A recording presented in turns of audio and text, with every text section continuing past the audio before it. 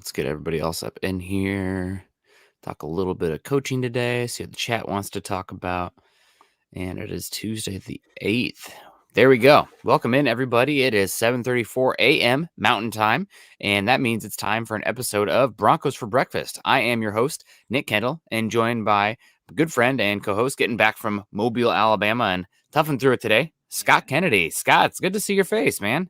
Yeah, good to be back. I was here yesterday, but Yeah. I was just kind of hanging out in the background and doing what I like to do, which is running video. Like I said, I'm Yeah. a video rat, so I got finished logging all of my video yesterday. So I went through, I shot 2 days of practice, and I went through the high end stuff, the skill players, quarterbacks, and stuff. But I went through all the line plays, the 7-on-7s and stuff, which can typically mean you watch each play 5 times. So that takes a little more time.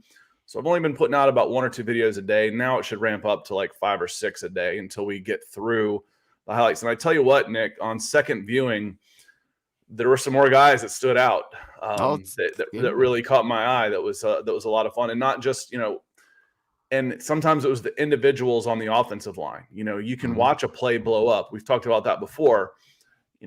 4 guys do their job and 1 doesn't, and the play's dead. But you got 4 highlights of guys blocking their guys, 5 yards deep. Yep. So there's games within the game for sure, and that's one of the things that makes football so much fun. Yeah, I mean, it is a team sport for sure, and if you have one guy not executing, it can go very wrong. But that's one thing also that's really interesting to talk about these positions in general. I would rather have one god level pass rusher and then a bunch of nobodies, and I'd rather have 5 average offensive linemen rather than 4 gods and 1 terrible one, because it's about who's attacking and who's on the defense. When I first started covering recruiting, I started talking to kids that were doing, played both sides of the ball. I said, and I asked one of the kids, I said, which do you like better? He says, I like defense. I said, why? He goes, because I control the play. He goes, I can end it myself. I'm like, all right, I get that. And it's true. It's so hard. And that's why every rule you have seen in the last 50 years has benefited the offense, because it's hard. It's hard to play offense. It's definitely hard to play offense. So I wanted to say good morning to EJ here. EJ, this is going to be incredibly disappointing to you. Did you try any good food in Mobile? I was there. I got there Monday night and I left Thursday afternoon. I spent $7 on food. I am so not a foodie. Make sure you have enough of it. It's decent for me, and it's easy to get to. So I actually eat protein bars and oatmeal, instant oatmeal, when I'm on the road in hotels. I need to get into oatmeal. It's something that backpacking out here or hiking out here would be great to have, because it's a nice warm thing in the morning. And also hiking in the Pacific Northwest, there are just fresh berry trees everywhere. So some fresh huckleberries or blueberries or thimbleberries or salmon berries on top of that oatmeal. Ugh, want to do it. I'm already romanticizing the summertime. I use that trip. I think last year on that trip, I lost 7 pounds. Oh my gosh. So I kind of use that trip as a reset for after the post holidays, because my birthday's at the beginning of January too. So you run through the holidays, birthday cake, all that kind of stuff. So I kind of use that trip as a chance to reset, almost a cleanse, so to speak. Well, let's get it cleansing in here. KB82, good morning, fellas. Who are some running backs in the 3rd or 4th round who could start for a team or get significant carries their rookie season? Well, first off, to answer your question, I am very much a believer in the running backs by committee approach. I think you want to have a bevy of options back there, keep them fresh. It's not just about in the singular game. It's about the whole season. I mean, the season is a marathon. I know it's a cliche to say, but if you have just one back and he's getting 25 carries a game the first 6 games, he might not be as effective come December and January. So I believe in the running back by committee approach. So a lot of these guys could get carries because of that. I was really impressed with the Florida running back coming out of the Senior Bowl, Dameon Pierce. Yes, he had one of the highest Pro Football Focus run grades this past season. Florida, for some reason, did not really use him as much as you'd expect. I know they had some kind of quarterback ups and downs there with Emory Jones and Anthony Richardson, but I was really impressed with Dameon Pierce. He's one who could go 4th round, 5th round. Also, I really like running back pass blocking, and he's very good at that. Jerome Ford, also impressive, 5'11", 225 pounds. He actually is transferred out of Alabama and was at Cincinnati this year and was one of their better players. So I like him a lot too. And my favorite running back in this class is Kyren Williams out of Notre Dame. He's only 5'9", he's only 200 pounds, but he is smooth, and you can leave him back there with, I don't want to say you can leave him back there with an unexposed or a unblocked edge rusher, but if you have a free rusher, I feel pretty comfortable with Kyren Williams. That's the type of pass blocker he is. So those guys could definitely, those are three that stand out to me. Well, you mentioned Devontae Price, and one of the things I really liked about him is he had real good bursts, good acceleration, balance. He's 5'9", and then I looked at his measures. He's 220 pounds. Thick. I was like, wow. I'm like, okay, I was a little scat back. No. Yeah. He's strong. He's low and strong. And you mentioned about pass block. He's got a 6'2" reach, so 74-inch wingspan on a 5'9" frame.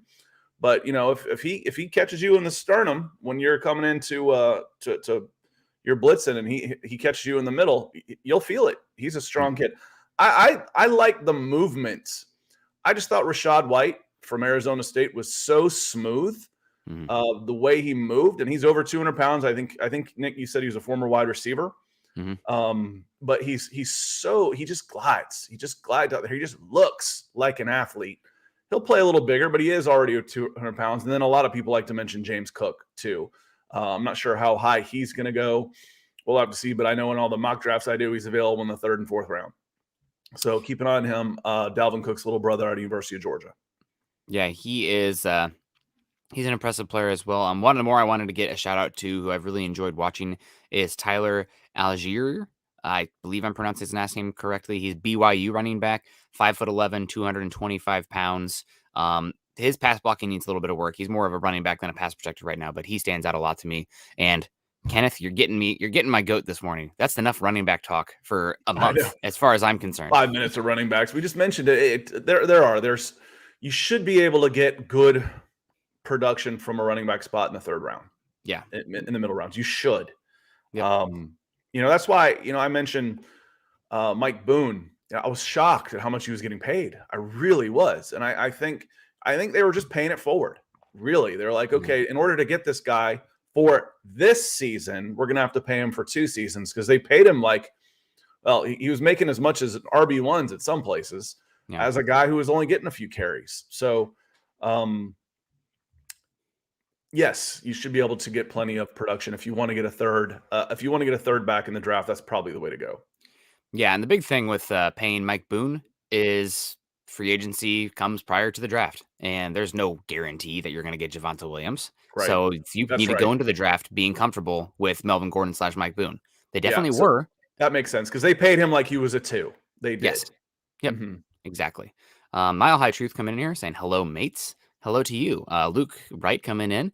Luke Wright, never wrong. Love you, buddy. How you doing? Good morning, Nick and Scott. Can't believe it's been 6 years since we won the Super Bowl. Thank God it feels like yesterday. I'm holding on to that one nice and tight and enjoying it. Scott saying good morning. Look at that guy. We got US Dave's in the house. Morning all. DWI guys. Ethan, good morning, gents in Broncos country. Ethan, thank you so much for keeping the lights on for me yesterday as I was chugging along doing the show by myself. I still have my voice, and I'm still a little bit shocked that we had that many people watching that long into the show with me. I went into stream of consciousness. So God bless y'all, man. You guys are great. It's humbling. It is. It's humbling. It really is. Yes. Thank you. Thank you for trusting us with your investment of time and in some cases, finances. So it is. It's incredibly humbling. We can't thank you enough. Yeah. God bless. Normally, I'd have to pay you guys to have a captive audience like that. It's incredible. So thank you. Miguel coming in. Good morning, fellas. Besides our glaring needs or some other skill positions liked and think the Broncos will go after. So other skill positions that the Broncos have potential needs. So let's just call it non-trench play. So non-offensive line and defensive line positions that Broncos may go after in this class.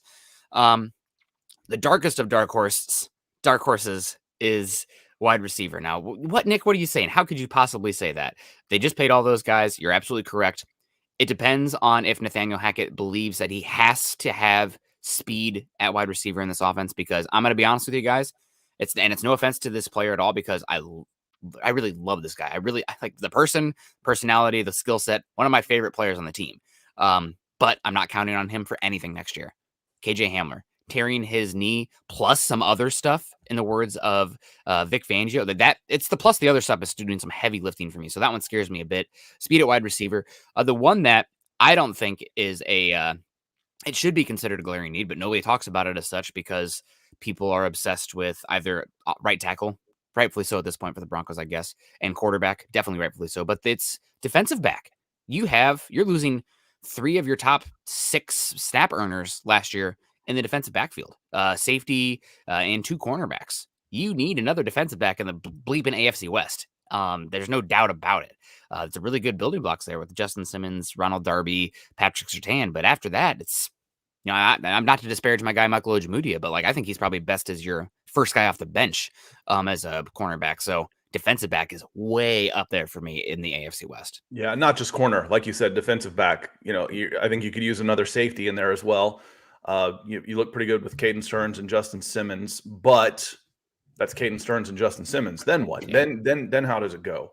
And I like Caden Stearns. Caden Stearns is fine. Right, sorry to interrupt, but Caden Stearns is fine, but he's a 5th-round pick. He flashed. There's no way you should go into next season and be like, well, I think we liked what we saw from Caden Stearns and spurn another safety that you like more, right? There's just not enough. Good. No, you should be looking to upgrade that position for sure. Yeah. For sure. Travis coming in, say, morning, fellas. Definitely watching. One of my favorite shows, no doubt. Well, we appreciate you being here. Good morning, Travis. And then, one of those ones you could down read that the horn just a little bit. Peter comes in. Good morning, Peter. Yeah, good evening, Peter. In Cambodia. That's one of the interesting things, I think one of the coolest things about this show is how it hits the different time zones so well that we get so many overseas watchers. So welcome to all of you. I haven't practiced enough that I have to read it about Broncos being a state of being or something like that. So, but you get my drift here. Another cornerback at 9, possibly. Someone asked that last night. I think it was Mac or Mags talking about Sauce Gardner. And I've started to see a lot of talk about Sauce from Cincinnati being the first cornerback off the board. If he's the first cornerback off the board, I don't know that he'll last till 9. Yeah. A cornerback might go off the board just a little bit before that. But yeah, corner at 9. I think Stingley's the wild card here. Stingley could go top 5 if he checks out healthy. If he goes and tears up his pro day, he may go top 5. Yeah. But yeah, I think you could go here for sure. And appreciate the stars, Pete.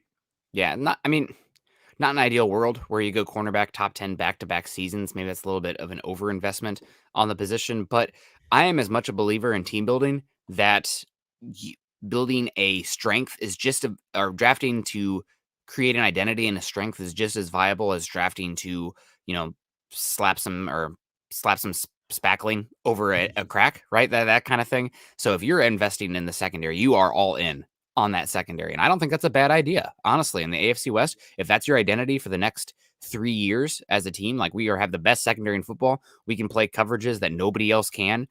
We can do exotic things that Patrick Mahomes, Justin Herbert don't see any other team do because no other team has the combination of cornerback and safety that we have. I think it's a viable path for the Broncos if they love a cornerback at 9. So Gardner's definitely possible. Booth is all over the place. I think he's an athletic freak, so I still am going to put him up there. Trent McDuffie's a possibility, not an athletic freak, but super, super duper solid. And then Sauce Gardner as well. So the big one, Derek Stingley, everybody thought he was going to be a top 5 pick. His freshman tape is as good as any quarterback I've seen since, I'm going to go all the way back to Marshawn Lattimore. His tape when he came out was phenomenal. But Stingley has a foot injury that we're going to need to watch out for. There's a little bit of smoke about that foot. So we'll see. Jeff Noyes, $10. Real quick, Nick, before we move on from the cornerback discussion, it goes back to the debate that you and I have between best available player or filling a need. My theory has always been the best draft is when you fill a need with the best available player. Where you run into trouble, so we say, well, we really need a defensive lineman here, and you get a guy that is meh. Mm-hmm. You're better off going from strength to strength in the defensive backfield than just adding another body to the defensive line. Yep. So I agree with you 100% there, Nick. If you would rather if you really like the guy at corner, at defensive back, you can't have too many defensive backs. That's for sure. Yeah, Jeff really saying, what is going to need to happen to improve the special teams, prospects, and coach? Special teams is a lot of teams, and I know that a lot of Vic Fangio and the Broncos caught a little bit of flack last year when Josie Jewell got injured. But a lot of the best teams in the NFL are playing their starters on special teams, and that's a totally different discussion we can have. But Nick Saban does it. A lot of the best players. It's a phase of the game, and it's not a throwaway down if you or a throwaway possession if you let it be. Special teams can be a weapon. So, drafting athletes. I don't think there's any spot on the football field, maybe besides edge rusher, where height, weight, speed translates as much as special teams, especially for those gunner spots. So, invest in athletes, especially day 3. Guys like, oh, I don't know exactly what his position is. His technique's not great, but he's a freak athlete. Special teams, buddy. Good luck. Go run as fast as you can. Go hit somebody. So that's the big one. Coaching as well should hopefully improve it. Not that far back, when we in the wedge days, about the scariest thing I remember seeing on a football field where no one was seriously hurt. Brandon Jacobs, you remember him? 240 pounds, a 6'2" running back, New York Giants. Mm-hmm. Yeah. Oh He, God. he Southern played Illinois. at Auburn along with Cadillac Williams and Ronnie Brown, who both went top 5. So they had all 3 of those guys in the backfield. Well, Brandon Jacobs was a wedge buster on special teams at 6'2", 240 pounds, 4'5" guy. And he busted a wedge at Vanderbilt against, like you like to say, future accountants and CPAs and CEOs, walk-ons that are playing special teams, bust a wedge. I thought he killed the guy, just killed him. But again, those guys that I like his upside. Nick hit it perfectly. I like his upside. He's got all the athleticism in the world, but he's not ready for down-to-down special teams, gunners. Send him down the field. As far as what needs to happen, I don't coach. So I don't know. Why is it so bad? Why is this so hard to fix? I know return men is personnel. That's personnel. You should be able to find somebody that's got the natural instinct. That one's pretty easy. But why are we having a punt blocked? Why are we having a field goal blocked? Where's the breakdown here? Besides that, it's so easy that I see they got 2 guys lined up on this side, and you went to the outside and let the inside guy come in. Yes, that's coaching and personnel. So maybe I do know. To me, special teams really in field goal and punting is attention to detail. It really is. It's focus and attention to detail. So appreciate the question, Jeff. Really do. And then we got a bunch of guys rolling in here. We'll hit the DWI guys first since he's right there for me. Ethan, appreciate it. So what's the status of Lauren Landau? Is he on staff as strength and conditioning coach? Let's be honest, it's been a problem ever since he was hired. As far as I know, he is. I don't know. Injuries is such a tough topic because it's flipping football, right? Like injuries are going to happen. You're dealing with body types that physiologically probably shouldn't exist, and the amount of speed and torque and pressure that you're going to have on some of these ligaments, muscles, etc., is not really what the human body is built up to handle. So it's not a lot of like soft tissue injuries the Broncos have had. It's not like they're having hamstring injuries every other week, and that would be more indicative of the strength and conditioning program and issues there. But like the ACLs, the shoulder injuries, I consider those to be more categorized as act of God kind of things and bad luck. So again, I'm not a strength and conditioning. Pectoral? Yeah, like what do you do to prevent that? It's football. Sometimes stuff's going to happen. There's a reason that you need to look beyond the 22 on the depth chart. Depth matters. Because the injuries are going to happen. At some point, the main thing I can think of, again, I ran into a former NFL guys the dad's on my son's baseball team. So we talk all the time, and we started talking about this. He goes, we had a guy come in who changed everything we were doing as far as plyometrics go with the stretching and everything. He said, everybody pulled a hamstring. Everybody. Okay, well, that cause effect. I see that one. But when we get ankles, pectorals, concussions, I don't know about that one. Torn pectorals and muscles like that, hydration, hydration and nutrition, stretching and flexibility. Is there more to it than that, Mike? Chip Smith, who is one of the best trainers in the world, a friend of mine that works out of here. He'll probably have 30 guys working out with him pre-draft out of Metro Atlanta. He has a pool day every Tuesday or Wednesday. The guys go to the pool and they swim and they hate it, but it's amazing for them. So there's more than one way to do this, and I don't know what the status is on him, Ethan, but appreciate the question. We'll certainly keep an eye on, because I know it's a subject near and dear to the heart of Broncos country. Yeah, so I don't know. It's really hard to speak on the injuries unless you actually know the specifics of it. And while I am in the medical field, I am not a MD. So Can't speak to it. Lawrence Rivera. I woke up on the right side of the bed. Oh man. Tell me where that's at because I could use that. No, I got my coffee. I'm waking up starting to get on the right side of the bed here. I just plunged and poured during the show, so we're kicking good. in now. No looking for my keys or phone this morning, and he had lunch for today. Let's get it, Broncos country. Well, thank you so much, Lawrence. We appreciate you. Thank you yesterday for coming in and also keeping me going during the marathon. Peter Middleton coming in. So third choice offensive coordinator. Other than knowing the terminology, why does he merit the promotion? Well, knowing the terminology is key. It's the new wave coaching staff. It's not just teaching the technique. It's every single one of these guys has specific niches of offensive scheming and game planning that they're going to be responsible for. And also he's going to help implement and teach the scheme throughout all these other coaches as well. So we're going to see how Outen does his merits overall. We won't really know until we know, right? That's the thing about judging these coaches, especially the first time ones. Everybody's like, oh, it's a great hire. Oh, it's a terrible hire. Let's just pump the brakes and give it a year. I mean, who knows until we know? These guys there's going to be ups and downs, but Hackett's going to be the main play caller. So, I mean, is it a glorified offensive coordinator position? Who knows? But I'm willing to not get too high, not to get too low, and just let the coaches play themselves out. And I'm definitely a believer that it's more about the Jimmies and Joes than the X's and O's in the end. But want to see how it plays out. Even if he was the third choice in the offensive coordinator, doesn't mean he won't be the right guy in the end. Well, and let's be honest, Nick touched on it a little bit. I want to say it a little more succinctly. You got your first choice offensive coordinator. He's your head coach. So why you missed out on a couple guys underneath him is because your first choice offensive coordinator is your head coach. Yep. So they wanted to be in a place where they have more autonomy and be more responsibility. Makes sense. That's more of a promotion. So this is almost a lateral move to work under you when you're going to be doing all of these things. So, we mentioned, all the things about, Eric Bieniemy, there's questions about how much of a role does he really have?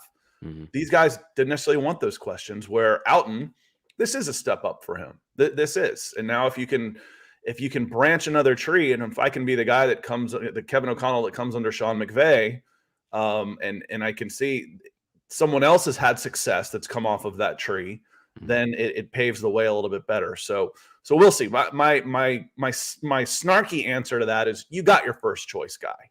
It's Nathaniel Hackett. But I'm not really being snarky to you, Peter. So I appreciate the question. Shane coming in.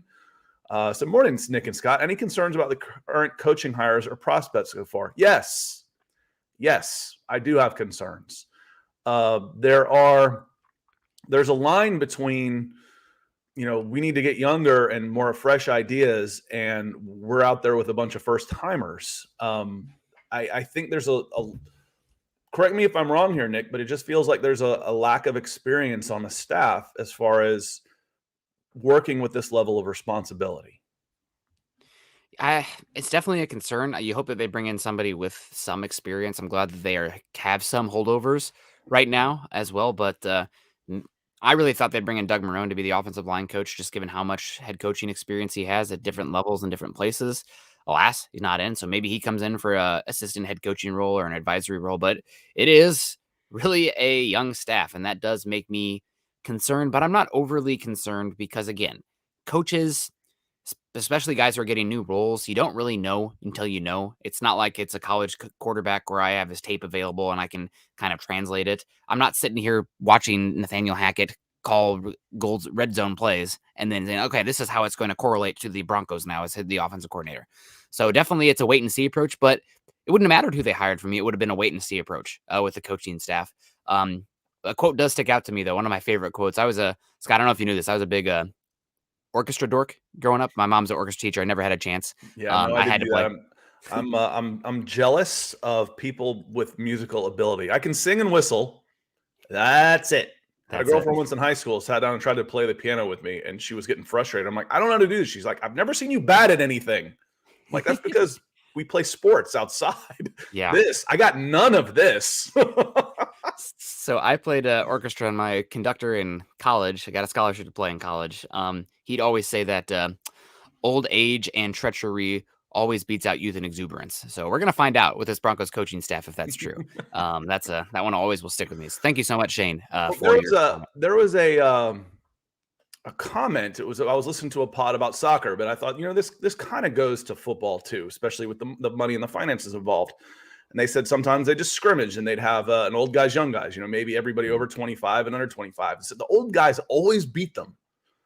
And I'm like, that's because if you've made it long enough to still be around where you're getting paid a premium as an older guy, because veterans make more money, it means you were good.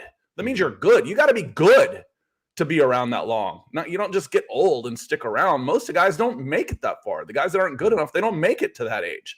So if you've been around, typically, you're pretty good at your job.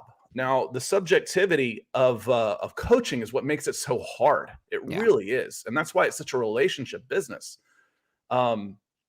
Because it's completely subjective. I can't look at, you can see results, but is that the coach? Is that the quarterback? Is that the system? Is that their opponents? There's so many things, so many factors that is completely subjective. So makes it tough. But yeah, Shane, I do. I have a little concerns about the overall experience on the staff. I do. I think that's a good question. Yeah, absolutely. Just some, obviously, it's not breaking news today, but a little bit of a roundup of the coaches' updates here for the Broncos. Broncos running back coach Curtis Modkins, it sounds like he is on his way to the Minnesota Vikings to be the running back coach and the run game coordinator there. The Broncos have retained for his third staff now, which is interesting, Zach Kazani to be the wide receivers coach. So that's good. He's done a lot of good with Tim Patrick and Jerry Jeudy, Cortland Sutton, pretty well-renowned wide receiver coach. He had an interview set up to take the wide receiver position for the Atlanta Falcons. And Nathaniel Hackett stepped in and said, nope, we want to keep you here, and kept Zach Kazani in-house for the Broncos. Not unfortunately, but something that was somewhat expected. Longtime defensive line coach Bill Kollar, who has been considered one of the better defensive line coaches in football. If you have kids, don't get within earshot of him because they're going to learn some new words. But he's going to become a defensive advisor for the Broncos. So they do have a defensive line position opening up. Red Herring, longtime off-ball linebacker coach, is on the move. He's going elsewhere. He's been told he's being let go. And the Broncos are, though, returning Christian Page, who's the defensive back coach, very much thought of as an up-and-coming player or up-and-coming coach in the league, somebody who maybe has defensive coordinator on the near horizon for them. And that screams to me also that this too high match quarters heavy defense is probably still going to be the basis, the backbone of the defense in 2022. But we'll see, because it'll really depend on the defensive coordinator hire. But if you're returning Christian Page and how many of these new defensive coordinators are defensive backs coaches originally, translating from DB coach to defensive coordinator, makes me think that Broncos are still going to be living in the too high match quarters world early on. So sorry to get you right as you're muted, Scott. Yes, I am. I was finishing the pour of my coffee. Didn't want anybody to have to run out and go to the bathroom after they heard that pouring sound. So Travis says, I'm hoping for Trevor Penning at 9, and either we trade back into the first round or early in the second and take one of the quarterbacks, hopefully Malik Willis. You got to flip that. If that's going to happen, you got to flip that. Malik Willis is going to go top 15. I have no doubt about it. No doubt. You know what? Barring a horrible, terrible off-field incident, because the world happens and these are young men, then big positions where sometimes they make mistakes. People forget Dak Prescott got pulled over and arrested for marijuana. I think it was St. Patrick's Day weekend, because I remember getting the buzz on my phone when I was out having a good time. Getting the buzz. I see what you did there. Yeah, exactly. I think I would be absolutely shocked if Malik Willis didn't go top 15, because there's enough desperate teams and the traits and the tools. He's the guy that I would swing on. So I don't disagree with you. Also, Trevor Penning at 9, little rich for me. It's a little rich for me for him. He seems like a back end of the first round guy. I think in most classes he'd probably be an early day 2 kind of guy, but this class is a little bit weaker at the top. So yeah, I could see him getting himself pushed up.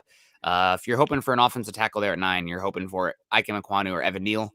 Don't think those guys would be there at 9. Maybe then you talk yourself into Charles Cross. I thought it was Cecil Lamey on Twitter last week said that Broncos should be looking for an outside zone tackle that might be able to switch over to left tackle in a couple seasons.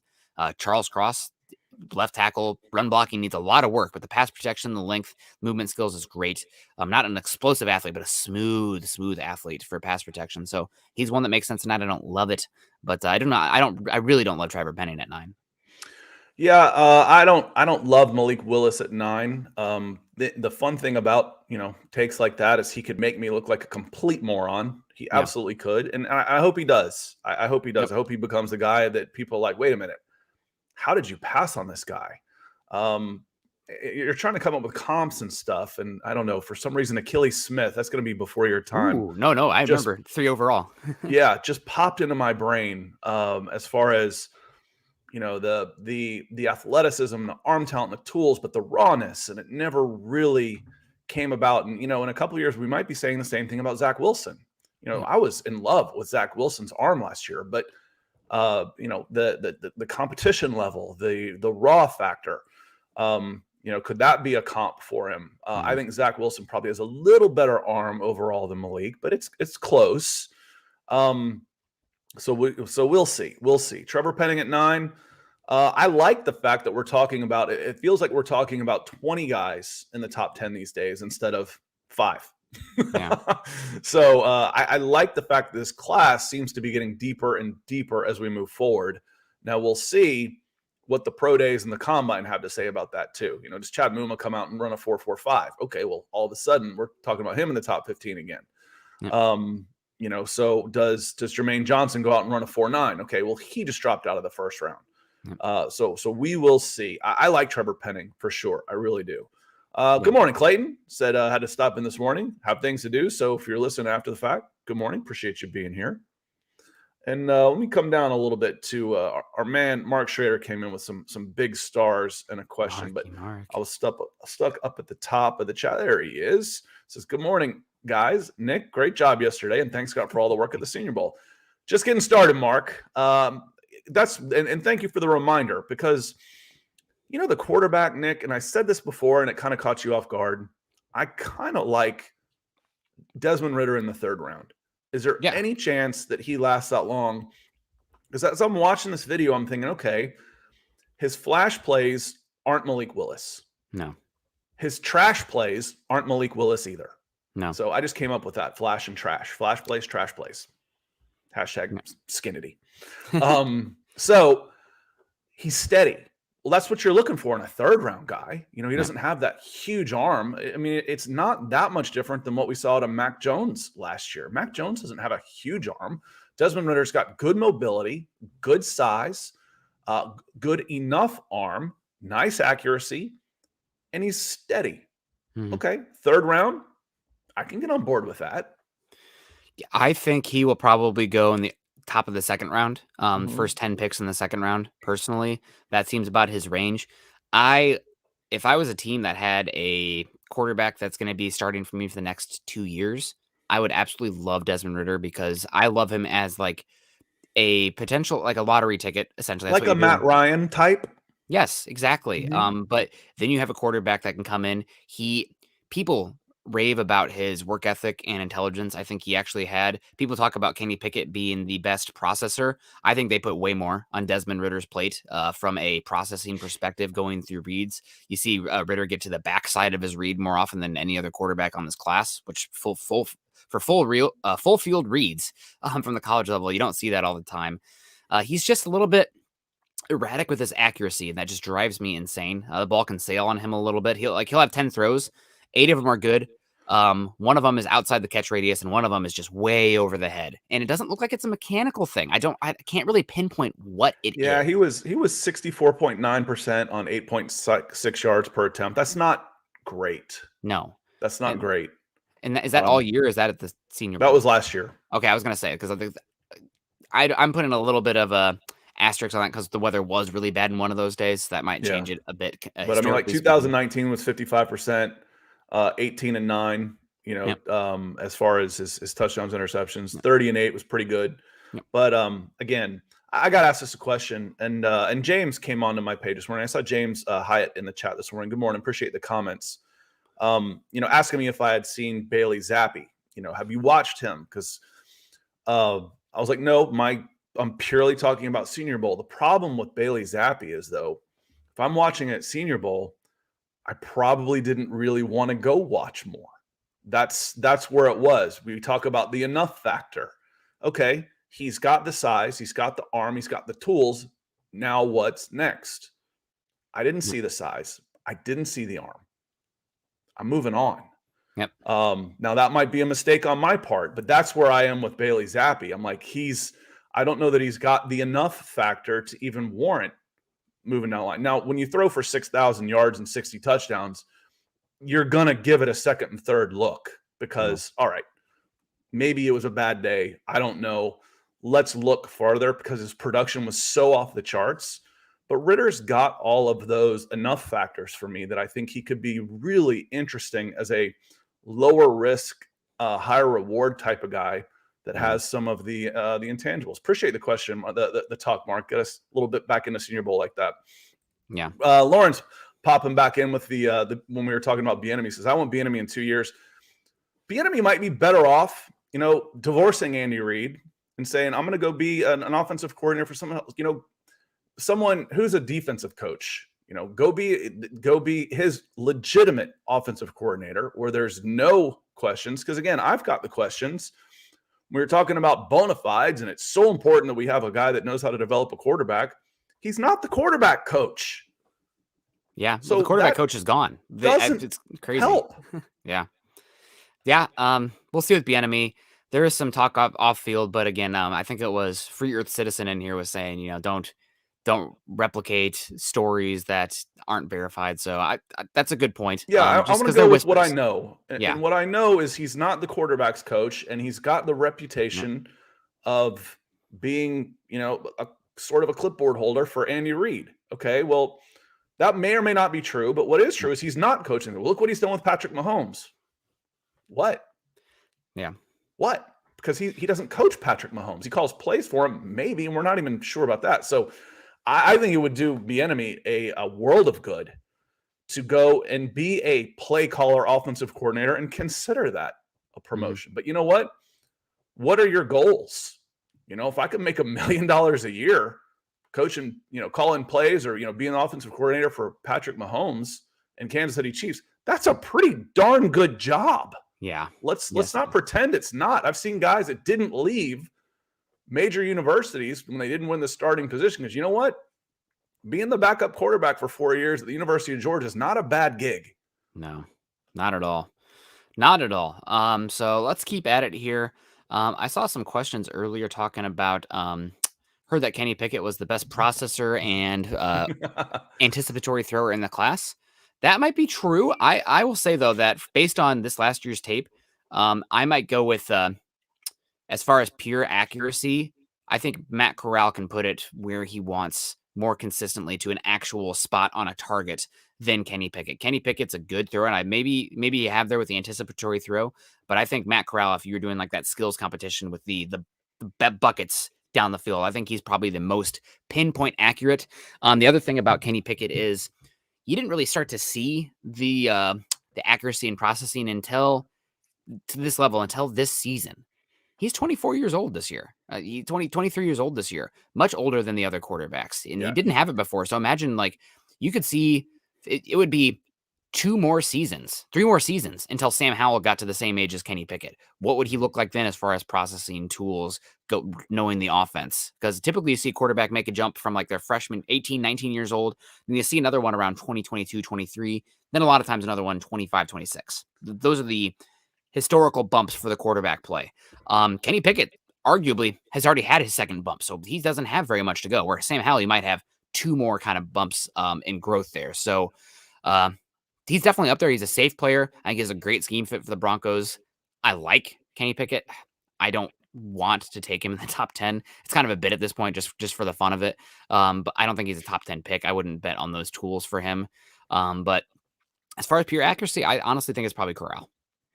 So, and Colt Moore on a callback here talking about the experiences, does it concern me a little bit, the staff hires? And I said, yeah, it does. It concerns me a little bit that there's a lack of experience on this staff. And Colton says the last staff had lifetimes of experience. And they were crap. Yeah. So there's a balance there. Did you tilt too far back? I like a nice balance. And right now, and I think a guy like Doug Marrone, forget.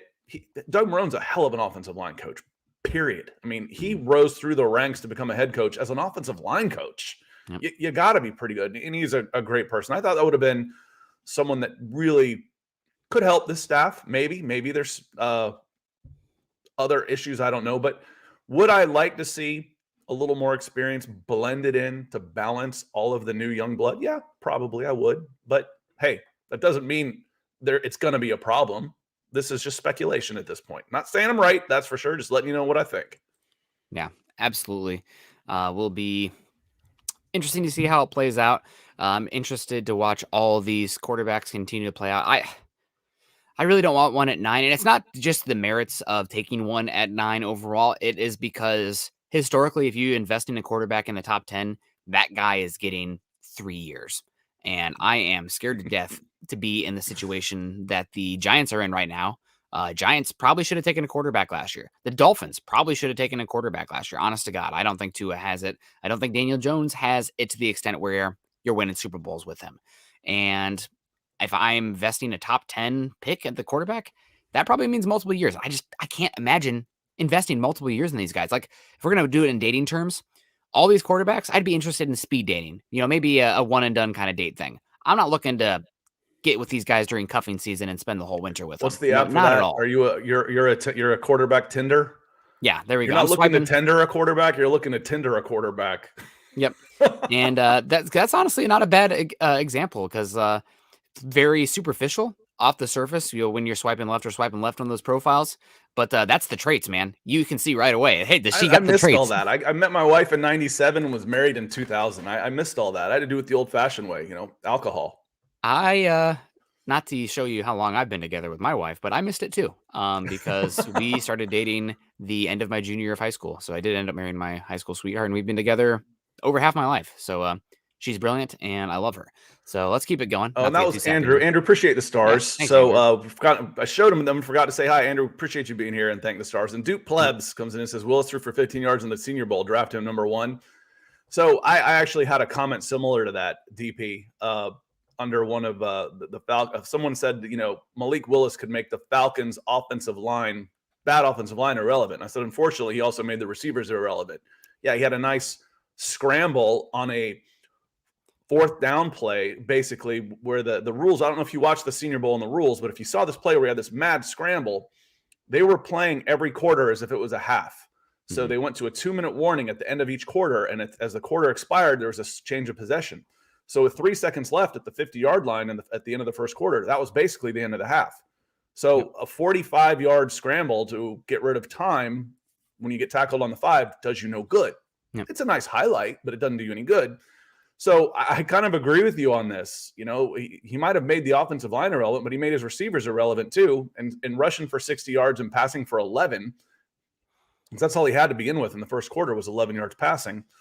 That's a little bit of concern. And that's it. People fall in love with the tools, liken it to baseball. You go in and you watch a baseball tryout, and a kid comes in there and he starts hitting 97, 98 in the gun. Their eyeballs start popping. But can he pitch? Can he pitch? Can he play quarterback? Can he do it?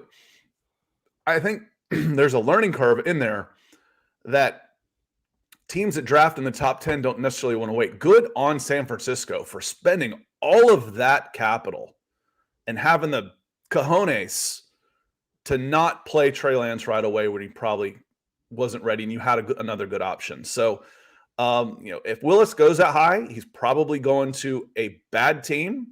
And he's going to have a bad year because he's not as good as Justin Fields was by any stretch of the imagination. No. Chicago wasn't a good team, and Justin Fields was getting shillelagh'd as bust this, bust that. He's not as good as Justin Fields. Yeah. I don't think he's really even that close. No, and he could use. He's going to need some time. That's a good comment, dude. Yeah, thank you very much for the comment. For me, it is. You got to trust your coaches. And I apologize for triggering the Cincinnati fan. Apologies.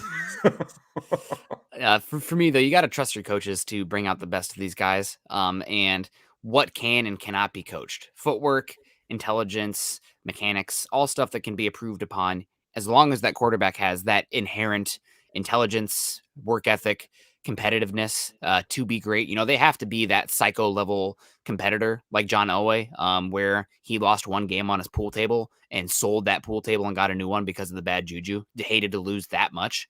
You can't have a quarterback who loses the starting gig, and then reportedly kind of packs it in and zones out the rest of the season. You want them to double down and be like, you know what? F you. I am great. I'm going to go prove it. That's the kind of attitude you want from the quarterback. So what inherently can and can't frankly be taught? request a trade.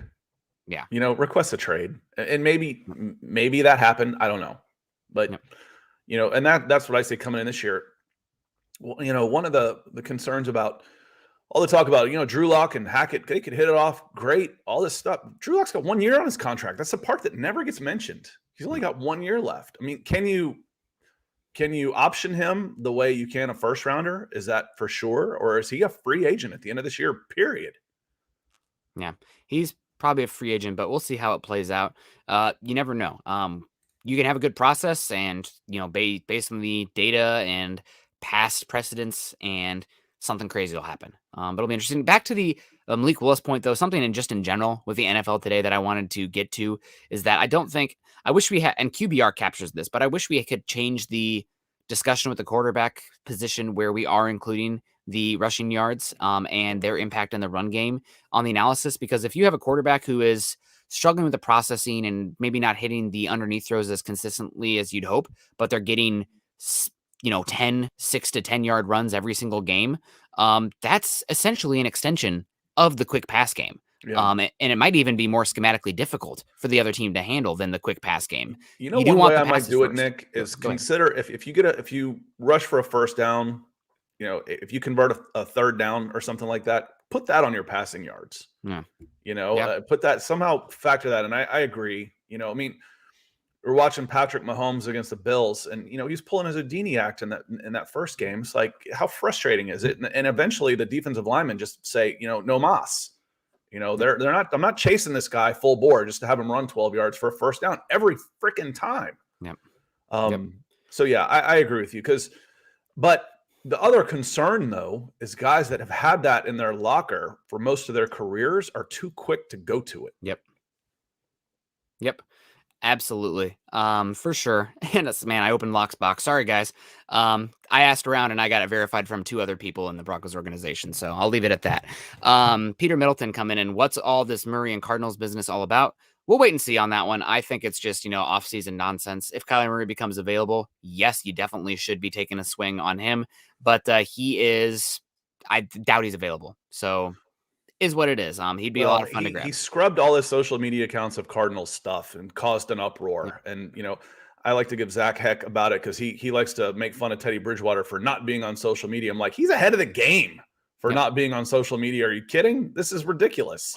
I applaud any of these guys that aren't on social media, and 3/4 of them, they're being run by somebody else anyway.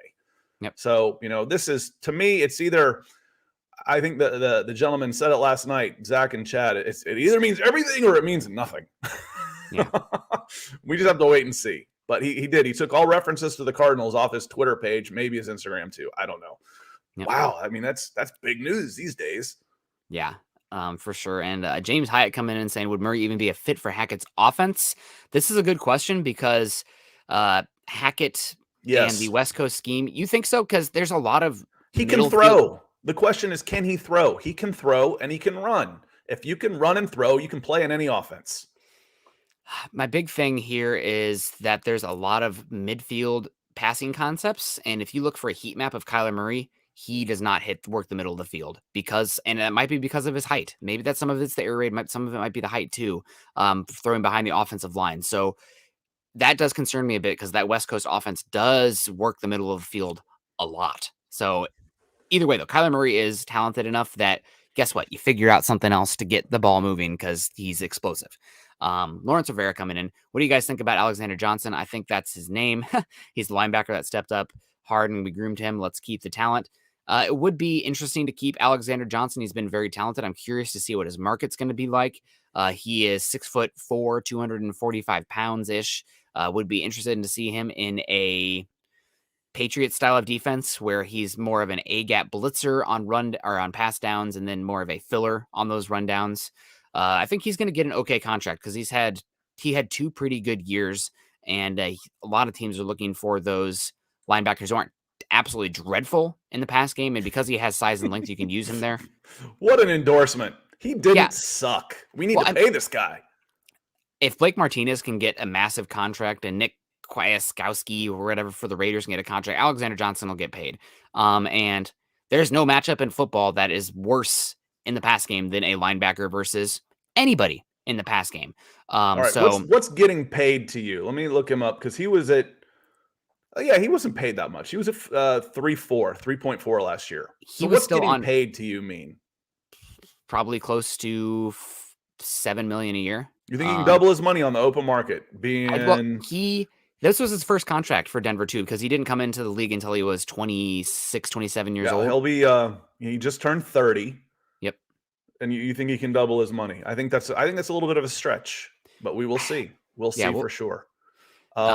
Again, if Blake Martinez can get paid that big of money, I mean, that's a bad contract, no doubt. But I just think Alexander Johnson wears more hats and is actually one of the guys who, if you want 6 guys in the box to stop the run so you can play too high, you can live with Alexander Johnson because he is going to help you stop the run from tackle to tackle. So, I like Josie Jewell coming back a little bit. If I'm going to pick one or the other, I like Josie Jewell coming back just for I thought he was playing better for one thing. That's probably the main thing. Roy coming in with a nice question. I like this, and we're going to keep. You got 5 seconds on this one, on Nick. I'm going to answer first. And I want to see Christian Watson, the wide receiver from North Dakota. North Dakota State. North Dakota State. Okay. I'd say Trevor Penning, Northern Iowa. But that feels like cheating these days.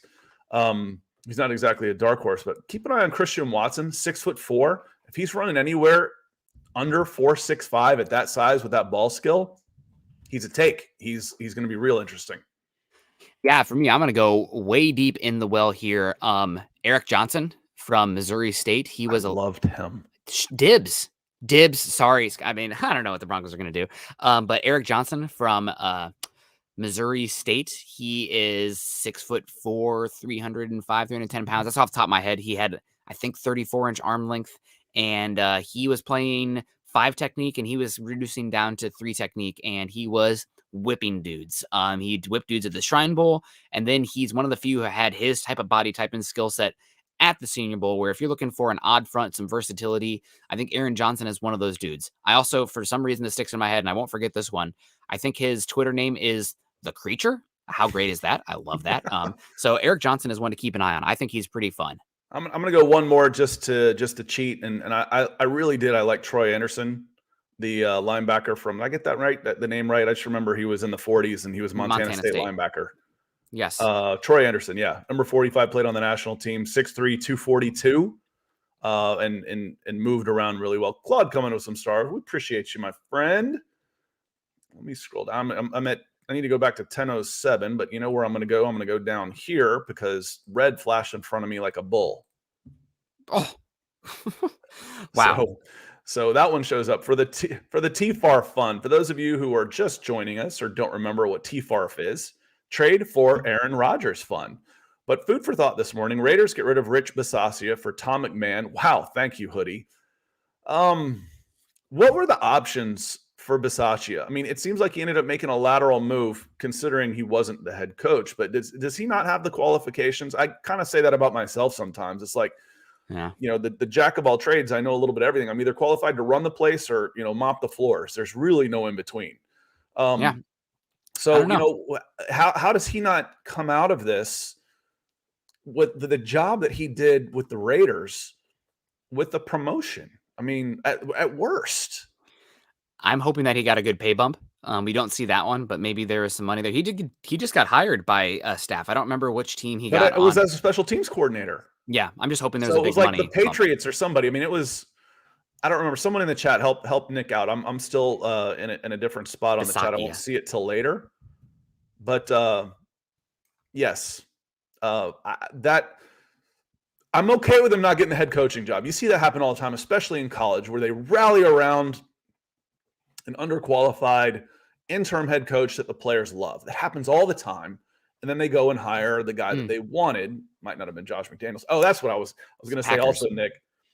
The joke I wanted to use, it was, there was a rumor floating around that Derek Carr would ask for his release or whatnot of this. And, is Josh McDaniels going to tank another, trade away and double down on the same mistake? I'm like, well, maybe Derek doesn't want to play for McDaniels. Did you ever think of that? Maybe he's like, I'm out of here.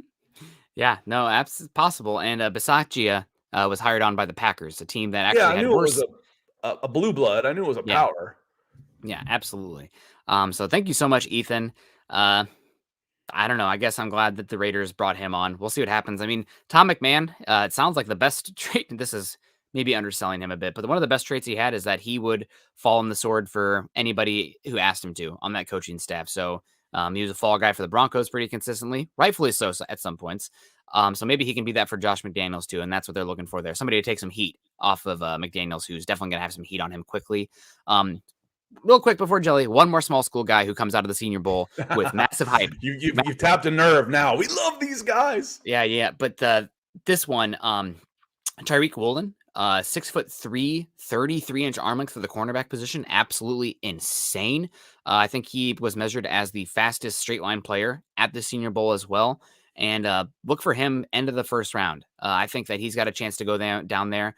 He's a little bit stiff, but he's 6'3" with long arms. You know, you're not asking him to play off coverage. You want him to be zone and getting physical with some of these guys at the line of scrimmage with his arm length. So keep an eye out for Tyreek Woolen. He's UTSA, University of Texas, San Antonio, and he went from wide receiver to cornerback and has grown a lot over these last few years. So watch for him. When he doesn't win the press, he can give up some space because he the higher center of gravity, but man, he's unique. He is a unique body type. And if there's anything I've learned over the last few years in the NFL, it's that guys who look like football players or like different types of players tend to translate to the NFL, right? It's the first half of the bus. The look test, and really y'all have heard me talk about Ben Jones, the center that came out of Alabama, played for the University of Georgia. Yep. You know, kind of short arm, waddles around, this big round guy, and he was dismissed every place he went from high school to the pros until he's, a Pro Bowl guy making, one of the highest paid centers in the league. All he does is waddle up there and whip your ass. So you can't judge a book by its cover. And then there's the other phrases. He looks like Tarzan plays like Jane. Those are the guys that really look it, and then they're soft or, stiff. But the look test is the first of the tests, the get off the bus guys. And most of the time they're legit. You don't look like that without being athletic for the most part. And Jelly, let me take a shot at this one first, because I'll go quick, Nick, because I don't go that far back. I don't remember Patrick Mahomes coming out. Watched a little bit of Trey Lance, definitely raw. Deshaun was easily the most pro ready of these guys. Deshaun Watson was ready. He was closer to Trevor Lawrence with a little bit less arm as far as the smarts, the football skills, all of it. That's what made Deshaun Watson such a good prospect, were all the intangibles. So Deshaun was easily the best of this bunch. I don't know Josh Allen. Malik Willis and Trey Lance are probably fairly similar. I think Trey's got a little bit more arm. And I didn't watch Josh Allen at all when he was coming out. I would go Deshaun, Patrick Mahomes, Josh Allen, Malik Willis, Trey Lance. And the thing with Trey Lance that makes it hard is that we are judging him off of his 1 year of tape at age 18, 2 years prior to him coming out. Yes, exactly. And he was coming from a defensive back. He was a lot of teams, Minnesota, those Gophers, fools. He wanted to go to Minnesota, and they're like, you're not a quarterback. You're going to play defensive back. Does that sound familiar, Scott, for Auburn there? But that's how they didn't do that with with Malik Willis. Excuse me. Virginia Tech did. Gus Malzahn made him a quarterback. They offered him a quarterback. And I said Malik Willis, when I went and watched him play, it was the first game I went to watch when I moved back to Georgia in 2016. Went over to Roswell and watched him play. They're like, oh yeah, Virginia Tech wants him. I'm kind of tweeting about it, and someone responds, yeah, they want him as a DB. I'm like, well, they're not going to get him then, because someone's going to tell him quarterback, and they're right. This kid's a quarterback. Yep. We got Lawrence coming in here with one of our last ones. We're going to be hitting that horn here soon, guys, to get on out of here, because we're approaching an hour. So if you got anything, hit us up. Lawrence Rivera, who are the Broncos eyeing next year at quarterback that would let them keep Drew for one more year? I think Drew's a super viable option next season, and I hope they do keep him next season, because he is talented and he's still young and he's cost controlled. He's cheap. Even if it is just for one more year, 50 quarterbacks this year took over 100 pass attempts. You don't want to go into next year with Jeff Driscoll as your backup quarterback, because that is the very likely difference between making the playoffs and not making the playoffs. So I would love to keep Drew Lock next year. And if he goes out there and earns a shot, that would be incredible. I am pulling for him because he does seem like a good guy, even if some of the reports coming out of Denver. This is classic PR stuff, right? Like, oh, we're looking to move on from him. Here's the slight bad mouthing on the way, changing in the guard. It's just consider the source. Classic. Classic. This is what teams do. Always consider source. I said that in the background last year. Yeah. Like, some of the stuff that was being said poorly about him were coming from people who were trying to justify their decision to keep him out of the game. 100%. Yep. So always consider the source. Take it with a grain of salt. I judge Drew on what I've seen on the field, which has been subpar. Yep. It hasn't been good enough. But as far as who are the Broncos eyeing next year at quarterback that would keep Drew more year, all of them. All of them. Well, not the veterans. Unless you're unless you're free agency or trade and bringing in a veteran, anybody you draft, you want Drew here next year. I believe that. Yeah, I 100% agree. So any of them, any of the guys that if you go quarterback in the draft, you're going drafted quarterback in Drew Lock, unless Drew Lock says, I want to move, or unless there's problems we don't know about. But as far as purely football, a drafted quarterback keeps Drew Lock here one more year. Yep, 100%. I agree with you. Lock is still a viable option next year, and it would be somewhat disappointing, but also fun if he ended up being the starting guy. It would depend on what the path looks like for him to get there, because maybe it clicks for him. I mean, there's a reason I like Drew Lock coming out in that 2019 draft in that end of round 1 range, because he had the athleticism, the arm talent, and if he clicked, he could be a very good starting quarterback. Hasn't clicked yet, doesn't mean it won't for his career. I think, though, that he has had 3 years, and it hasn't shown it yet, so you definitely shouldn't be going all in on him. You need to be bringing in upgrades and whatnot to attack the position, but he's still here. He's still cost controlled. He's looked like, at worst, a viable borderline starter type, which if you can have 2 of those guys, like I said, with the injuries, the extra game this season, with more running backs or more quarterbacks running the football than ever, taking those kind of hits, that matters. So it would be interesting to see what he looks like next year and what his role will be. Just reading between the lines and talking about people connected to the organization, and also the stuff about Drew Lock, zoning out after he lost the starting gig. That's coming not from coaches. That's coming from front office people, just because it's coming out of the Senior Bowl after we've had a big coaching exodus. So don't scream at Pat Shurmur. It's not coming from Shurmur's camp. So it'll be interesting to see. But it would be great if it clicked for Drew, and I'm hoping nothing but for the best for him. I think most likely his career path at this point looks like a Ryan Fitzpatrick. I think that's probably the most likely outcome, but we'll see, right? The future is unknown. He'd have to take a step up to be Ryan Fitzpatrick. Yes. The most likely right now, based on a 1-to-1, 21 starts, a 6 and something record, 7 out of 8 losses, a 1-to-1 touchdown to interception ratio. His career path is career backup right now. That's his trajectory. Can he change it this year? I hope so. I do. Yep. I hope so. Well, Colin and Jeremy were making me feel bad that I was just picking on Drew. So I want to add a little bit of nuance to the conversation. No, but like I said, I'm going with what I've seen on the field and what he has produced thus far. Everybody's got challenges. Everybody's got extenuating circumstances. Hasn't been good enough. Yep. Now it's up to him with a fresh start to do better. And I hope for everybody's sake that he does. And Shane basically comes in and kind of echoed the point we were making about the quarterback, who can keep Drew one more year. So basically, unless you get a veteran, you want Drew around another year. Absolutely. You absolutely want him around another year. He wouldn't be the worst guy in the world, for sure. So, and if you look at the free agent quarterbacks that are available, I don't know that I want to spend the money on a guy that keeps me at 7 and 11, 8 and 9, like that, where I might be able to do that or better with somebody I already have and keep the money and invest it in other places. So appreciate the stars. And then Jacob coming in with the big stars. Those are the ones I give in the background. Jacob, appreciate you coming in here the way you've been doing. Yeah. Cheers to you, my friend. So thank you so much. Big stars from Jacob Foster. So scroll up about 5 minutes ago, about 10:33, and give Jacob a like. I'm just about to give one too. Give Jacob a like. Appreciate that, Jacob. And then Lawrence, real quick, coming back in, saying, we talked about the hardest, quickest cornerback coming out in the draft.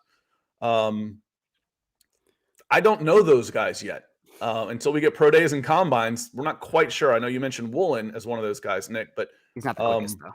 Until we get the combine, I hope they all show up at the combine this year, where it's a controlled environment. And in that case, don't look necessarily at the raw numbers, but compare them. Compare them. When I used to run events, the first thing that would come out of kids' mouths was, but I usually run I'm like, I don't care what you run. See that kid over there? I got 5 stars next to his name. I know he's fast. I might have measured it at 43 yards just to mess with your minds. And the fastest time here is a 4.8. I know that guy's fast. If you're anywhere near 4.8, you're fast.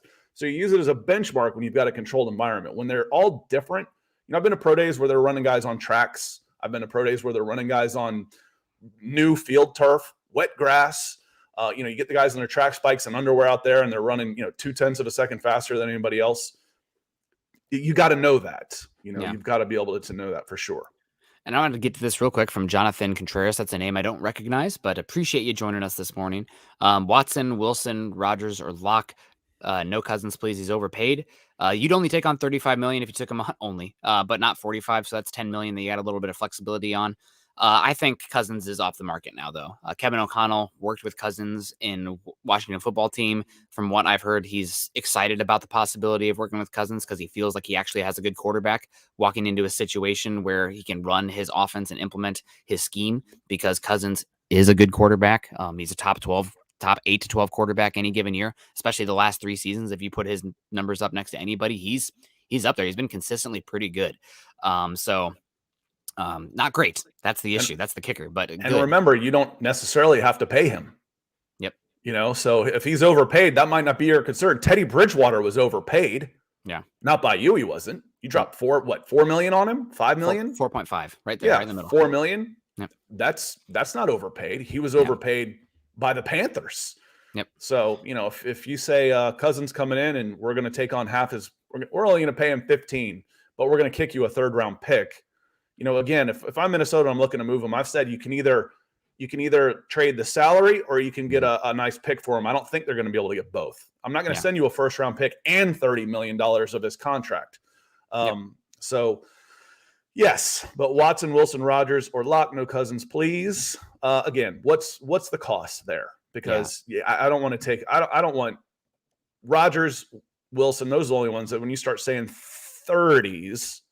Those are the only ones I'm interested in. Moron with the big sticker, the super sticker. Go. Appreciate you, Moron.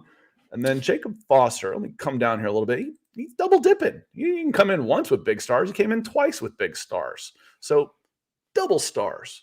Appreciate you, Jacob, for sure. And as far as the hardest, quickest corner, that we have the question from, I think it was Lawrence. It's a family show, remember? Okay. Yes, absolutely. Okay. My vote would be Marcus Jones from the University of Houston. He transferred from, I want to say Troy. He is only 5'8". So he is small. He's going to be limited to the slot, but he is a athlete, man. He is probably going to be one of the better returners in this class. He is very twitched up, coming downhill, aggressive, fast. I wish he was longer than he was, and I think he's going to be purely limited to the slot and special teams.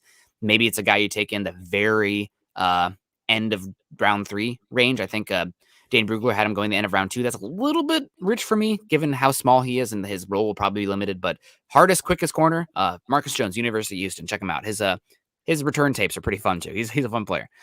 Jake Girard coming in 199. Do you guys think the Broncos will draft another running back? It completely depends on how the board falls. If they like a guy, for sure. If they take one in the first 75 picks, I'm going to be beside myself because I already had to bite my tongue last year trading up into the 2nd round for Javonte Williams, who I like. I think that's actually not a bad process overall, but not my favorite move in the world. If you think you had to get him there, that's fine. It kind of kills me that Javon Holland, who might have been one of the best defensive players in the entire draft last year, went 1 pick after the Broncos took Javonte Williams, I believe. I digress, but definitely possible. I'm hoping more so day 3 if you are going to take one, but we'll see. It depends on if they love a guy. That pick didn't hurt you as much as it hurt the team you traded with. Yeah. I'll tell you that much because you traded down with the Atlanta Falcons, and the Falcons needed a safety, and they took one with their next pick. And the next pick after that they gave up, the next one was Javon Holland, who they needed Javon Holland. Richie Grant might be somebody, but Javon Holland is. Yeah, but I count awesome. nine times. I count 9 picks. Wouldn't surprise me a bit if you keep all of those picks, if one of those is a running back. That's just – I get down into the 4th, 5th round, 2 5th-round picks, and I see, I like this guy, best player available again. I would be very interested in maybe getting a running back there. So with that one, Nick, Jake, I think you're going to close us out of here. If you want to say goodbye, we're at an hour 10. Just saw Herb come in, and let's do Herb real quick. Appreciate you coming in, Herb. We're usually on and we've been on an hour and 10 minutes, so we're missing you late, and maybe we'll be able to get a little bit to you next time. I know my throat's starting to give out too, so appreciate you being here. And the closer, that's closing us out. Yeah. Chelsea pulled one out, Scott. The closer. I didn't miss the Club World Cup game, did I? I hope I didn't. I've been a little busy, so they're playing Club World Cup. We'll catch up on that one for sure. For sure. Real quick, I want to get to Herb just real quick. Okay. Going over and over again, I think he's talking about the quarterback position, but couldn't you say that Peyton Manning was left over from the Colts? I mean, it's the individual. Every single situation, you have to look at it as its own validity. I mean, Broncos are bringing in some guys who, no matter what, like signing free agents, wouldn't you consider that a leftover as well? You can't just have a club purely on drafted players. So ideally, you find yourself your own Patrick Mahomes, you find yourself your own Justin Herbert, and you have a quarterback for 15 plus years.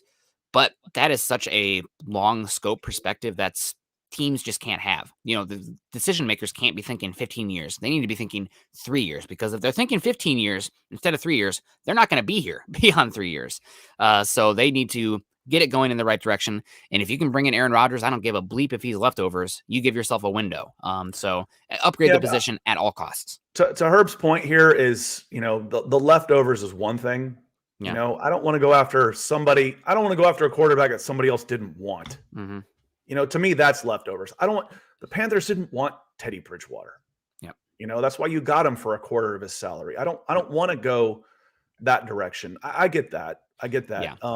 So the same thing over and over again is, one of my favorite quotes I like to use when people start talking about this is from the movie Inception, and Tom Hardy. I love Tom Hardy. If we want to talk about man crushes, it's when they're, he whips out the rocket launcher and he's like, don't be afraid to dream a little bigger, darling.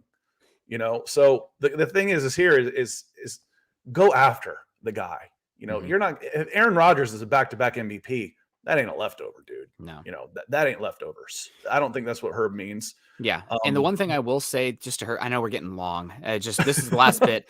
I've said it on the show before, but the one thing worse than not getting your guy this year is making a big investment on the wrong guy. And we can see that right now. Two teams that have a lot of good pieces on there, but really just kind of a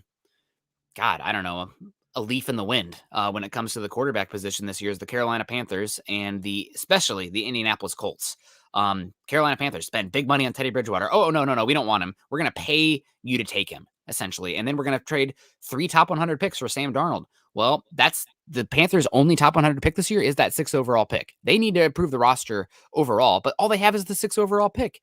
And they don't have the viability to add the other pieces. The Colts, that's a great roster, and they made a big investment in Carson Wentz. Well, Russell Wilson, Aaron Rodgers, let's go get him. You don't have your first round pick because you just blew your load on Carson Wentz. So sorry to get maybe PG-13 on that one, but the worst thing you can do there is find your guys, obviously the best case scenario. Yes. Find your guys' best case scenario. Duh. But I'd rather them get a leftover if it's just kind of a 1-year bridge than being like, oh, well, we don't really have an option, so let's trade up to 6 overall and take Kenny Pickett because we don't know what else to do. We haven't made a big investment yet. Don't make a big investment just to make a big investment. That otherwise you're losing the thing that gives you the best thing going forward, which is the flexibility, a lot of cap room, a lot of draft capital. You actually have a seat at the table for these quarterbacks. But once you make your payment, poof, there goes that flexibility. There goes that capital. Better get it right when you do it. Better get it right. And Nick, the one thing I see that's a fallacy to me about this quarterback discussion and how to build is the assumption from people that are anti-Aaron Rodgers is just that you can just go draft your franchise guy. Man, it ain't that easy. No. There's no, and if you miss on a guy next year or the year after that, you're bad for 2 or 3 years anyway, and you're right back in the same boat. So, if you're playing on a Madden, if you're playing on a PlayStation or something, maybe you want to tank 2022. Then I'll get my quarterback. You got a much better chance with those guys. But again, we should just draft one, and it ain't that easy. It's just not. You got to have one available to you. You know, at your spot, there's got to be basically there's got to be one available that also then pans out. Mm-hmm. That's not easy. There's Nope. no guarantee there for sure. And that's one reason my philosophy on it is swing repeatedly. If you have those picks, like if I was the Eagles this year, I would take a quarterback with one of those first round picks regardless, because Jalen Hurts is fine, whatever. But the payoff for that quarterback position, especially when you have 3 other first round picks to fill out the roster, is way more. And you keep in the position young, you're keeping it cost controlled. And let's say you draft Malik Willis at 15 there, and Jalen Hurts as a starter next year, he's fine. You flip Jalen Hurts for a 2 and a 3, and you're right back in it with the extra capital, and then rolling with a cost-controlled quarterback again before you have to pay Hurts. Brilliant. I think that's a strategy. It's the shotgun approach at the quarterback. I'm in. Anyway, speaking of shotguns, I don't want Scott to get anything loaded back there because we're running so long, and he's getting a little tired of us I do live in the South. I know, right? What's the way back to town? It's the way you came from. Oh my God. Let's get on out of here. Thank you guys so much for joining us today. Obviously a lot of fun. You guys can follow Scott and I on Twitter. Scott is at Scout Kennedy. I'm at Nick Kendell MHH. Also follow us at Huddle Up Pod and at Mile High Huddle. If you guys are joining us on Facebook today, thank you everybody who joined us today with the stars over on Facebook. We appreciate you, or even just swinging by, leaving a comment, watching us. We appreciate it. Make sure you're going to facebook.com/Mile High Huddle, as well as facebook.com/Mile High Huddle Pod. Dylan Von Ark's coming in saying, great conversation as always. Everybody, make sure you guys hit that like button on the way out. A little bit goes a long way. This is easy. Thanks to Dylan. It's a huge help having you here, Dylan. We really appreciate it. 100%. And we are inverse on the screen, but I think I'm pointing straight above there. Make sure you hit the like buttons. On my side, it says 36. I know we have more than that because it doesn't always filter in, I think, the Facebook ones. But no, those are Facebook likes. These are Facebook likes, but it doesn't show us or the YouTube likes. Okay, well, if you can, please, heart react. I always love the random ones too, like the cry react, the care react, whatever. Give it to me. I'll take all the interaction I can. Please help me. I'm lonely. And also make sure you guys are joining us at iTunes. I asked for my birthday. I have not checked it yet. I'm actually going to check as soon as we're done with the show. Head to iTunes, though. Leave us a 5-star rating and a comment Wyatt came in with one of those. Wyatt, thanks for the iTunes review. I saw that one come through, so I'm pretty sure that was you. Wyatt, appreciate the review. He did it for all the Hawkeye merchandise I wear on here. I'm subliminal messaging here. Oh, everybody, follow us. But subscribe, like, and share to our channel on YouTube at Mile High Huddle, as well as Scott's channel, which is there. It is at youtube.com/C/Scott Kennedy. We will be live on Scott's channel tomorrow. That's more of Scott's calling the shots there. So maybe he'll say what we're going to talk about. We'll talk a lot of draft. We'll hit Senior Bowl on there. The Senior Bowl risers that we did Friday morning is actually still gaining views, and I've watched so much more Senior Bowl since then, Nick. I feel like, remember I said my first day, I feel like I don't know what to talk about. Now I feel like a Senior Bowl expert. I've watched all the video 2 or 3 times. Now I know these guys pretty darn well for the most part. So we'll talk a lot of draft on my channel tomorrow morning at 10 a.m. Eastern. Awesome. Well, guys, you're awesome. Had a lot of fun today talking with all of you. We'll see you on Scott's channel tomorrow. I'll see you guys tonight for Building the Broncos with Carl. Until then, you guys stay safe. Have a great one. Choose kindness. Go Broncos.